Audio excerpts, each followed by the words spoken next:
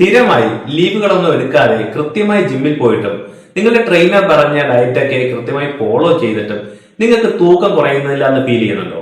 എന്നോട് ധാരാളം പേര് ഇത്തരത്തിൽ വന്ന് ചോദിക്കുന്നുണ്ട്, ചേട്ടാ ഞാനിങ്ങനെ ഒരു 3-4 മാസം കൊണ്ട് കണ്ടിന്യൂസ് ആയിട്ട് പോകുന്നുണ്ട്, കറക്റ്റ് ആയിട്ടുള്ള പ്രോട്ടീൻ ഡയറ്റും ഒക്കെ എടുക്കുന്നുണ്ട്, പക്ഷെ എന്തെന്നറിയത്തില്ല, എന്റെ തൂക്കം നോക്കുമ്പോഴത്തേക്ക് വലിയ വ്യത്യാസമൊന്നും ഫീൽ ചെയ്യുന്നില്ല, അതെന്താണെന്ന് എന്നോട് പലരും ചോദിക്കുന്നുണ്ട്.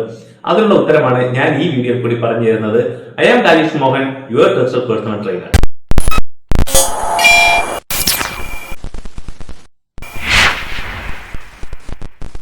ഇത്തരത്തില് ജിമ്മിൽ കൃത്യമായി പോയിട്ടും നിങ്ങളുടെ ഭാരം കുറയുന്നില്ല എന്ന് പറയുമ്പോൾ നമ്മൾ മനസ്സിലാക്കിയിരിക്കേണ്ട ഒരു പ്രധാനപ്പെട്ട കാര്യം എന്താണ് നമ്മുടെ ശരീരത്തിന്റെ ഭാരം എന്നാണ്.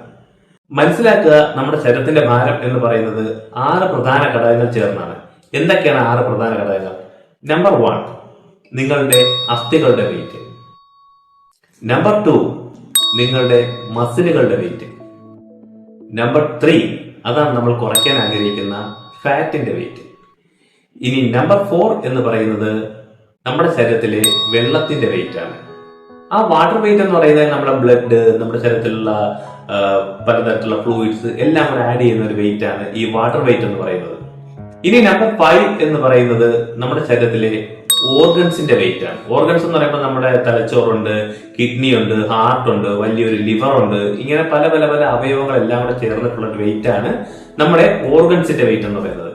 ഇനി ലാസ്റ്റ് ആയിട്ടുള്ള വെയിറ്റ് ആണ് നമ്മുടെ ആമാശയത്തിൽ, നമ്മുടെ സ്റ്റൊമക്കിലും നമ്മുടെ ഇൻഡസ്ട്രിയിലും ഒക്കെ ഉള്ള നമ്മൾ കഴിച്ച ഫുഡ് പാർട്ടിക്കിൾസ് തരുന്ന ഒരു ഭാരമുണ്ട്.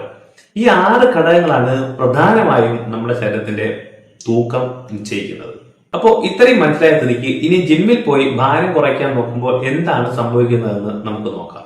ജിമ്മിൽ പോയി നിങ്ങൾ ഭാരം കുറയ്ക്കാൻ വേണ്ടിയിട്ട് നിങ്ങൾ കൃത്യമായ ഡയറ്റ് എടുക്കുകയും നിങ്ങളൊരു കാലറി ഡെഫിസിറ്റ് ഡയറ്റിൽ നിൽക്കുകയും നിങ്ങൾ നല്ല രീതിയിൽ വർക്കൗട്ട് വെയിറ്റ് ട്രെയിനിങ് ചെയ്യുകയാണ് എന്നുണ്ടെങ്കിൽ നിങ്ങൾക്ക് ഉറപ്പായും നിങ്ങളുടെ ഫാറ്റ് അവിടെ കുറഞ്ഞിട്ടുണ്ട്, ഉറപ്പായും കുറഞ്ഞിട്ടുണ്ട്.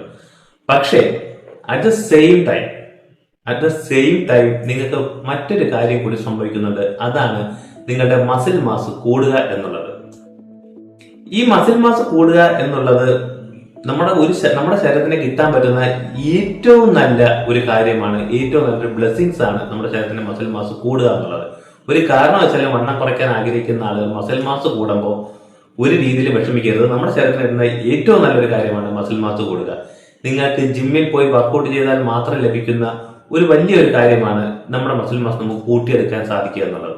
നിങ്ങൾ ജിമ്മിൽ പോയി വർക്കൗട്ട് ചെയ്യുമ്പോൾ ഒരു 3 മാസം കൊണ്ട് നിങ്ങളുടെ ഒരു 3 കിലോ ഫാറ്റ് കുറയുന്ന സമയത്ത് ചിലപ്പോൾ ഒരു 2 കിലോ മസിൽ മാസ് നിങ്ങൾക്ക് ആഡ് ആവും. അപ്പൊ ടോട്ടാലിറ്റിയിൽ ഏകദേശം 1 കിലോയൊക്കെ കുറഞ്ഞതായിട്ട് മാത്രമേ നമുക്ക് ഫീൽ ചെയ്യുള്ളൂ നമ്മുടെ തൂക്കത്തിന്. പക്ഷേ നിങ്ങൾക്ക് ഇത് എങ്ങനെ മനസ്സിലാക്കാം എന്നുള്ളത് ഞാൻ പറഞ്ഞുതരാം.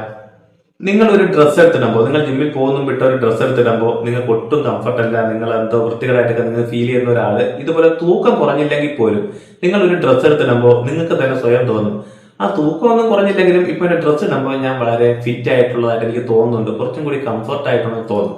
ഇതിന് കാരണം നിങ്ങളുടെ ഫാറ്റ് കുറഞ്ഞതും നിങ്ങളുടെ മസിൽ മാസ് കൂടിയതുമാണ്. മസിലിന് ഫാറ്റിനേക്കാളും ഡെൻസിറ്റി കൂടുതലായതുകൊണ്ട് തന്നെ നമുക്ക് തൂക്കം വളരെ കുറഞ്ഞില്ലെങ്കിൽ പോലും ഈ പറഞ്ഞ പോലെ നമ്മൾ കുറച്ചും കൂടി ഒന്ന് ഒതുങ്ങിയതുപോലെ നമുക്ക് ഫീൽ ചെയ്യും.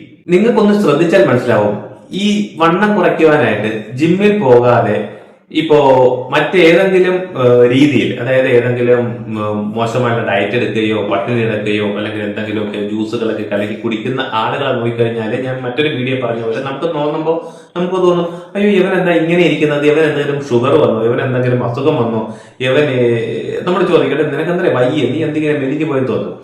അതിന് കാരണം അയാളുടെ ഫാറ്റ് കട്ടാവുന്ന കൂട്ടത്തില് മസിൽ കൂടി കട്ടായത് കൊണ്ടാണ്. പക്ഷെ അതേസമയം നിങ്ങൾ ജിമ്മിൽ പോയി വണ്ണം കുറച്ച ഒരാളിനെ കണ്ടു കഴിഞ്ഞാൽ ഒരിക്കലും നിങ്ങൾ പറയത്തില്ല, എടേ നിനക്ക് എന്തെങ്കിലും വല്ല അസുഖം പിടിച്ചോ, നീ എന്തോ ഇങ്ങനെയായ. നമ്മൾ അയാൾ കണ്ടു ചോദിക്കുന്നത്, നീ എന്നെ കാണാൻ നല്ല ഭംഗിയുണ്ടല്ലോ എന്നാണ്. കാരണം ഈ മസിൽ മാസ് കൂടിയതാണ്.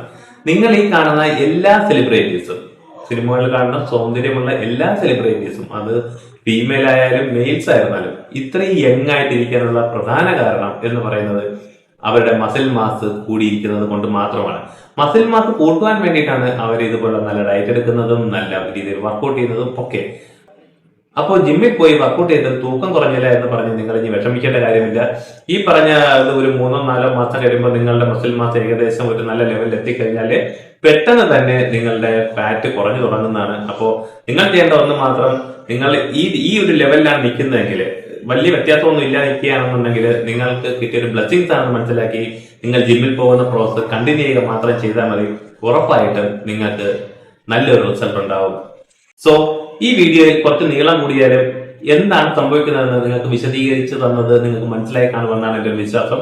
അപ്പൊ മറ്റൊരു വീഡിയോയിൽ കാണുന്നവരേക്കും ഞാൻ സൈനോട്ട് പറയുകയാണ്. എന്റെ ചാനൽ സബ്സ്ക്രൈബ് ചെയ്യാൻ മറക്കരുത്. നിങ്ങൾ ഇൻസ്റ്റയിലാണെങ്കിൽ എന്റെ പേജ് ഒന്ന് ഫോളോ ചെയ്തേക്കുക. ബൈ.